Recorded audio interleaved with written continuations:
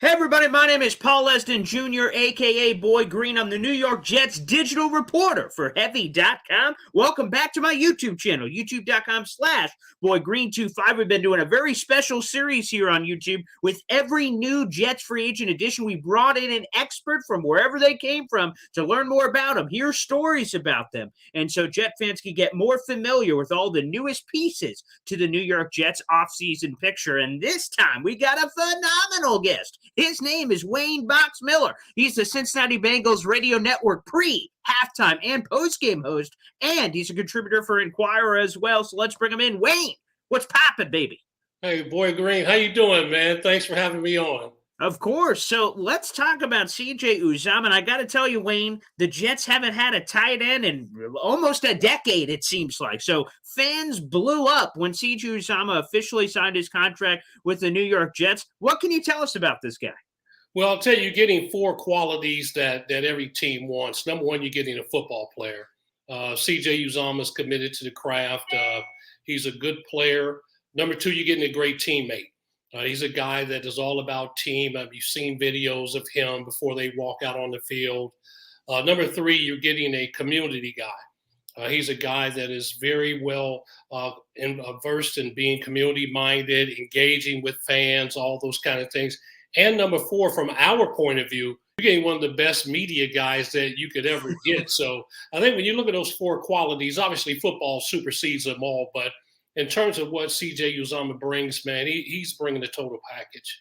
I've only had the opportunity to virtually interact with CJ, but immediately the smile is infectious. He can't hide it no matter what he does, and the high energy, like man, every question he was just so jazzed and juiced up. So that's not just a quick little intro thing. He's excited at the beginning. That's who Uzomah is.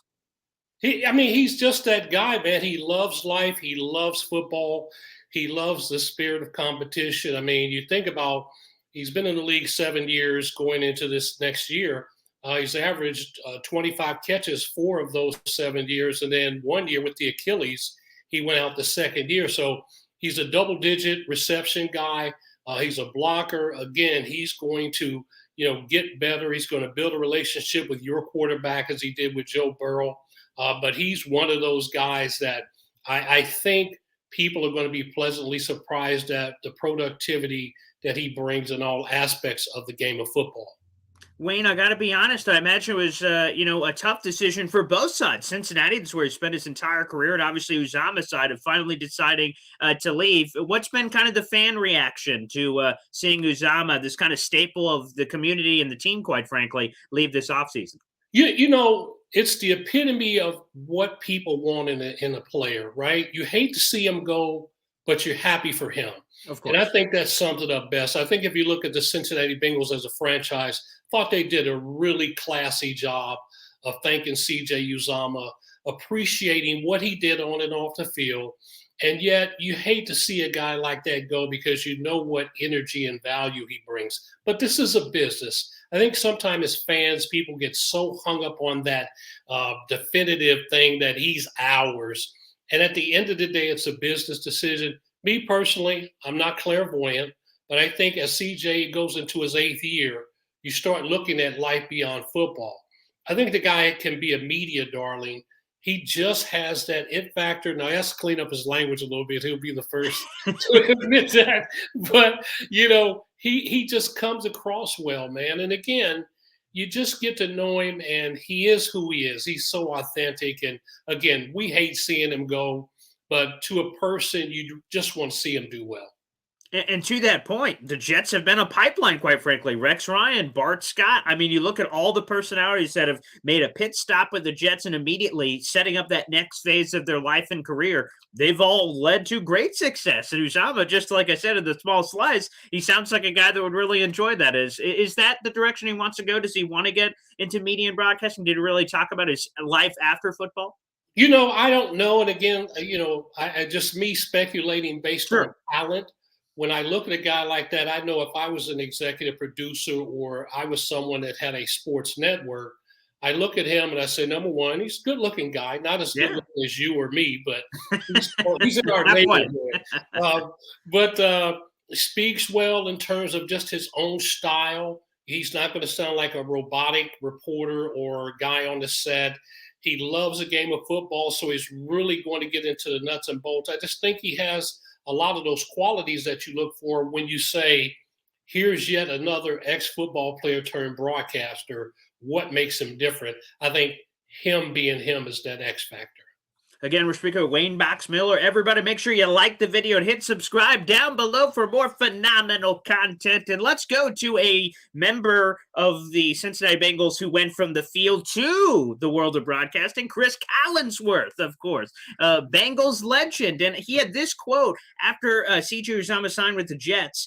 Quote, don't underestimate Uzomah's upbeat leadership on a very young team. A steal for the Jets. Big plays coming to NYJ. How important will that be? Because it seems like Uzomah in some of his initial interviews so far with the Jets said it was important for him to go to kind of a young team, and he said that he believes that he could be the difference, and they're a leader or a veteran away from really trying to take that huge next step. Yeah, I think that's one of the reasons that they signed him. And if they didn't, it's a value add that they can put a price on. I think Zach Taylor's done a great job in the type of players that he continues to bring in. Zach has a philosophy here in Cincinnati that he wants leaders, ex-captains, co-captains, and bringing in that character. I think what the Jets are getting in CJ Uzomah is a leader who can look to younger guys and say, I got to hold you accountable, but I'm going to hold you accountable based on the way I work. And the kind of work I put in, the practice habits, and just being a media-friendly person. I mean, media has to do a job, and a lot of times players lose sight of that. We don't want to ask you about a bad game. We don't want to ask you about a bad situation. However, we can't avoid it. Now, I will say this. I think it's an appropriate way to ask a question to a guy, and I think some media just go in and very raw about it. But at the end of the day, I think he's also going to help those guys understand, hey, it's not a bad thing to build a relationship with the media. So I think on the field, you're going to see a guy that holds people accountable. He's going to talk to your quarterback and say, hey, man, here's what you need to do. Let the players make plays and let us go get the ball and things of that nature. Working with the offensive coordinator, I think he'll bring value to him. Again, Chris Collinsworth is right, and you were talking about the media transition from the Jets. If you think about the Bengals, you got Boomer Esiason. That's right. Collinsworth. You had Solomon Wilcots. Yeah. Several other guys that are doing media things. Eric E.T. Thomas does a lot of media around Cincinnati. Mm-hmm. Tim McGee has a Sunday show. So I think both teams really have produced not only good football players, but guys are trying to take our jobs. That's it right there, Wayne. It's not too shabby. And speaking of the media, let's go back to another quote. This is from Connor Hughes of The Athletic. He got this from a source on CJ Uzomah saying, quote, it doesn't look like he's moving that fast because he's so big, but he is moving. He's one of the best or one of the better yards after catch tight ends in football. He has an absolute load to tackle. And by the way, for folks counting at home, the latest weight card has him at 6'6", 260 pounds. I mean, it just seems like there's a lot of Brutus beefcake there, Wayne. Yeah, he is built very well. I mean, you compare him next to me, you can see the difference in an athlete and athlete. And I think one of the things that CJ does, like most track guys that run like the 400 or the 800, mm-hmm. It's that stride pattern, and it doesn't look like they're moving fast, but their gait is so long, and when they're moving, man, he's just a fluid guy. And the other thing that you're going to find out about CJ Uzomah that I think is going to surprise a lot of people, CJ Uzomah likes to contact. He likes the action. So, he may get hit. His yards after catch will look pretty good. He's averaging almost 10 yards a catch for his career. So, I mean, that's a first down. And so if you can move the chains with every reception, and you think about a young quarterback like Wilson, to have a tight end that you can go to, and I think that's going to be one of the things that the offensive coordinator may look to CJ for is on third down, he may be that guy for your quarterback, like that one player that, hey, I will get open. You just put the ball where it's supposed to be. I'll be there and I'll make that play and allow the other guys to come along as well. Wayne, why hasn't it happened earlier? As I look at the stat sheet, and again, that doesn't always obviously tell the Sure. full story. I see the first 3 years, it doesn't look like a lot statistically. And then Uzomah again, Joe Burrow, obviously there was a great connection there. But why wasn't there more? Was there other players higher on the depth chart? Was there a Yeah. transition from college to the pros? What happened there? Well, you had Tyler Eifert, who was a number Yeah, one pick right. out of Notre Notre Damer. Dame. Yeah. And so Tyler Eifert was the tight end that was the money guy. He was first round pick, great hands, can run down the seams really well, jump balls in the end zone. Had Tyler Eifert not gotten hurt, he would have been one of the top wide receivers in the NFL. There's no question about that. Just could not stay healthy. So CJ was there at that same time, and credit CJ for continuing to work, continuing to get better. And as we all know, the old cliche, when your opportunity comes, you take advantage of it. And I think what you're getting with CJ really is a guy whose time has come and he's ready to take that leadership role.